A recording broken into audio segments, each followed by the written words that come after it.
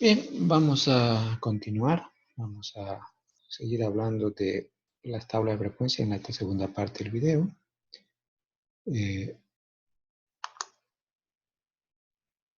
Vamos a ir ahora a... Habíamos quedado aquí en el video anterior. Esta era la tabla básica que habíamos construido, pero habíamos dicho esta tablita podíamos nosotros ponerle algunos aditamentos más, ¿no? Esta es la tabla que hemos estado haciendo. Bien, en esta tabla podemos también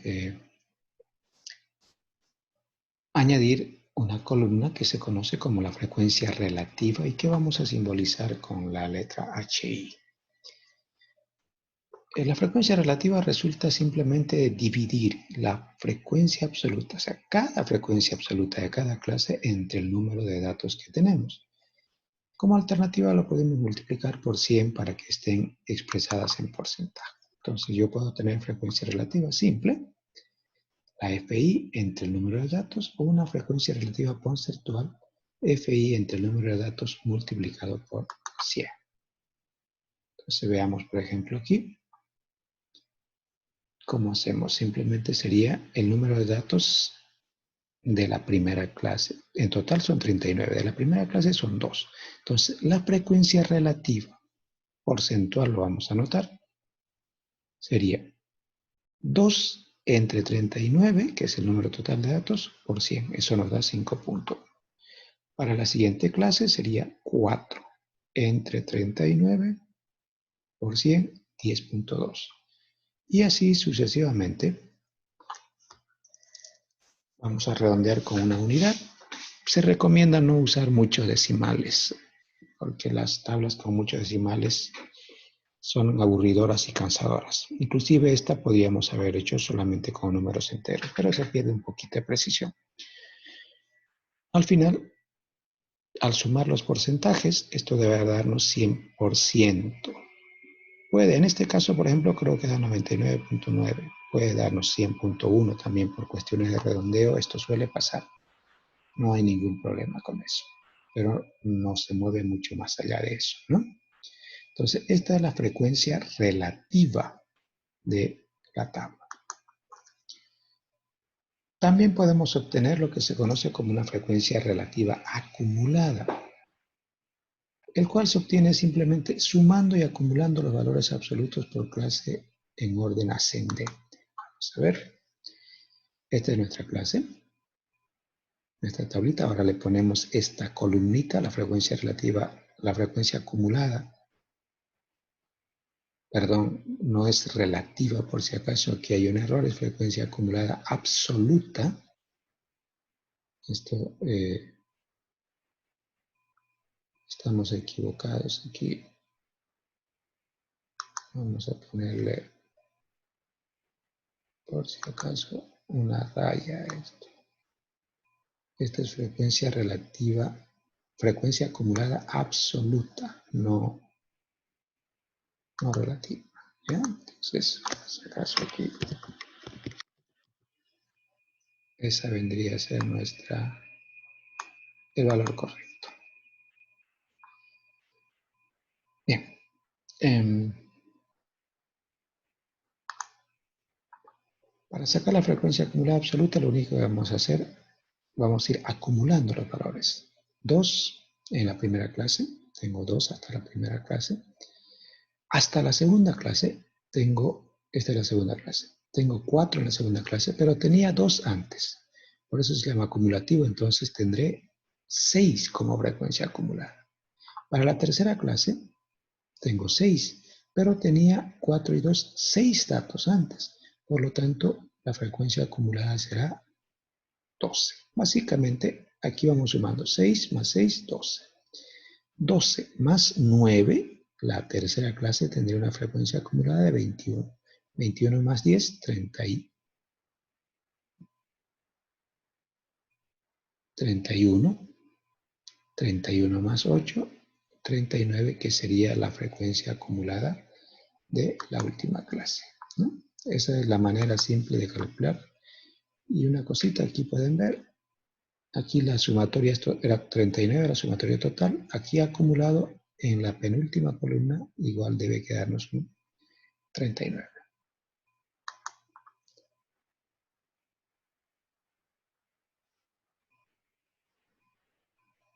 Ahora sí,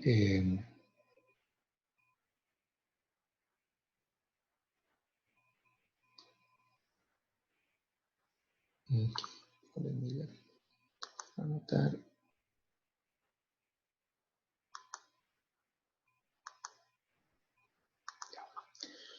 Otro elemento que podemos añadir es la frecuencia relativa acumulada. La frecuencia acumulada relativa. Esto se simboliza con la H mayúscula I, que resulta de dividir las frecuencias acumuladas, ya no la frecuencia absoluta, sino la frecuencia acumulada, la FI mayúscula, entre el total de datos, o también se pueden acumular las frecuencias relativas. Puede ser igual que el caso anterior, que la frecuencia relativa sirve porcentual. Aquí tengo la fórmula, frecuencia relativa acumulada, frecuencia acumulada de cada clase sobre n, o si es porcentual, se multiplica por 100. Entonces, tendríamos nosotros de la primera clase, aquí sería frecuencia acumulada, 2 entre 39, me va a dar 5.1, 6 entre 39, 15.4, 12 entre 39, 30.8, y así sucesivamente. Al final, 39 entre 39 por 100 me va a dar 100% porque estamos anotando valores porcentuales.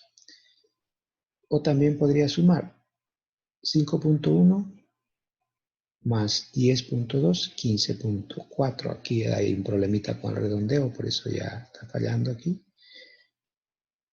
15.4 más 15.4, 30.8, así que igual podemos sacar acumulando esta frecuencia, aunque lo más fácil y simple es empezar a dividir esta columna entre el número de datos que nosotros tenemos. Entonces, esta tablita anterior, esta es la tabla completa. Bueno, aquí faltan los datos que hay que completar, pero es la tabla íntegra. Así nos queda la tabla cuando la terminamos de construir. ¿Ya? Ahora, vamos a acordar un poquito en el caso de las 169 personas, dice, podemos pensar en una construcción arbitraria en algunos casos. Cuando hablamos de las edades de las personas, es usual organizar las edades por rangos preestablecidos. Socialmente se manejan así. O sea, tendríamos de 5 o de 10 años. Eso ya lo tenemos manejando de tiempo de esta manera. Entonces vamos a fijar arbitrariamente intervalos de 10 a 20, de 20 a 30, de 30 a 40.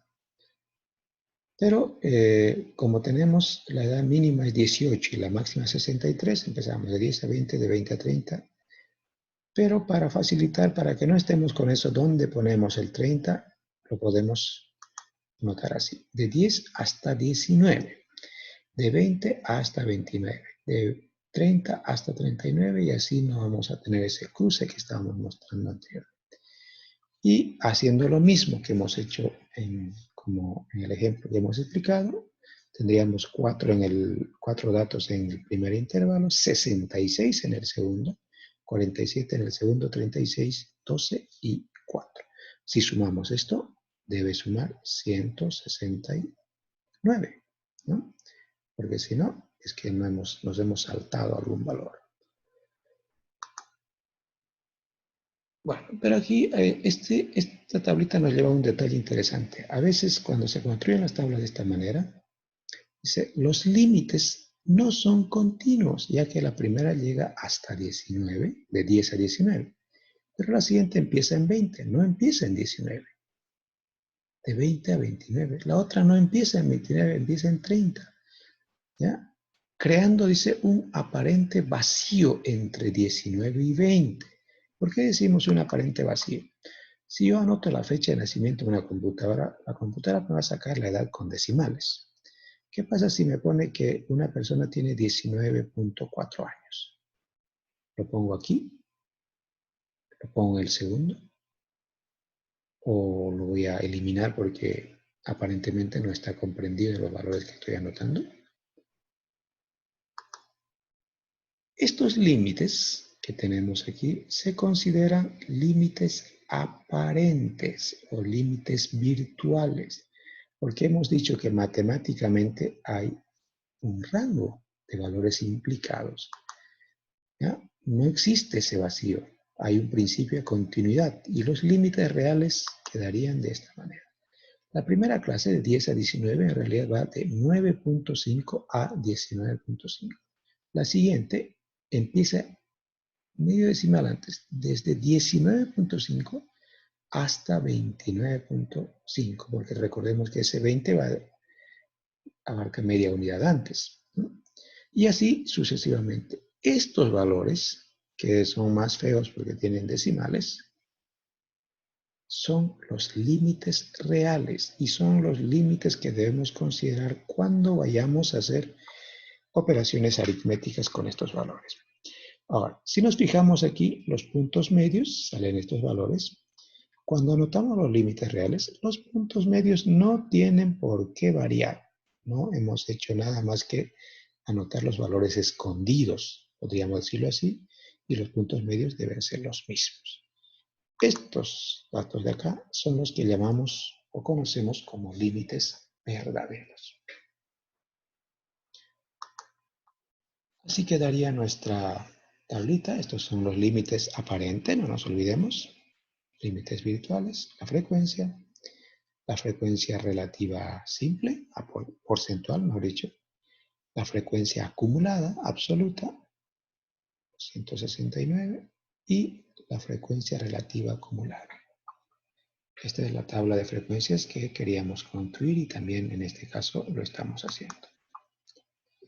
¿Qué información podemos sacar de una tabla? Vamos a utilizar como ejemplo este modelito que encontré en una computadora. Es el programa SPSS. Dice, registramos aquí el número de hijos que tienen las familias. Este es el número de hijos. Aquí no hay un intervalo, sino una modalidad fija. Familias con ningún hijo, con un hijo, con 2, 3, 4, 5, 6, 7, 8 o más. La frecuencia en la computadora esta viene a ser la FI, porcentaje válido, la HI porcentual y el porcentaje acumulado. Esos son los datos que está mostrando esta tablita. ¿Qué podemos mirar acá? Alguien podría preguntarse, ¿cuántos individuos tienen menos de 2 hijos? Menos de 2 hijos, o los que tienen 0 y 1, ¿no? Y en total vendrían a ser 674, que serían de sumar los que tienen ninguno, 419, más los que tienen 1, 225. Entonces puedo contestar una pregunta como esta. ¿Qué porcentaje de los individuos tiene 6 hijos o menos? 6 hijos. 24 más 54 más 127 más... O sea, este rango de valores nos va a llevar a sumar, pero como nos había preguntado en porcentaje, entonces sumamos los porcentajes que corresponden. El 97.3% tiene menos de 6 hijos. Eso mismo lo podemos ver en la frecuencia acumulada. Sumando esto, porque esto ya está sumado. ¿Cuántos tienen menos de 6 hijos? 97.3. ¿Cuántos tienen 3 hijos o menos? 83.8%. ¿Cuántos hijos tienen? ¿Cuántas familias tienen ningún hijo? 27.8%. Entonces, esto nos permite expresar la información de esta manera que podamos entenderla. Podemos preguntarnos, ¿cuál es la cantidad máxima de hijos que tiene el 50% de la población? El 50% de la población, hasta aquí tengo el 27%, 44%, hasta aquí. 50% tiene un máximo de 2 hijos, ¿no? Hasta el 60, en realidad llega hasta el 69.5%. Entonces, esta es una muestra de cómo las tablitas nos pueden generar información útil y podemos interpretar nuestros datos de manera más rápida y directa. Bueno, con esto habríamos terminado de la presentación, lo que corresponde a la distribución de tablas de frecuencia. Vamos a terminar de compartir y les voy a enviar también esto. Después vamos a ver si le puedo enviar algún modelo de ejercicio resuelto. Terminamos la presentación. Que tengan buenas noches.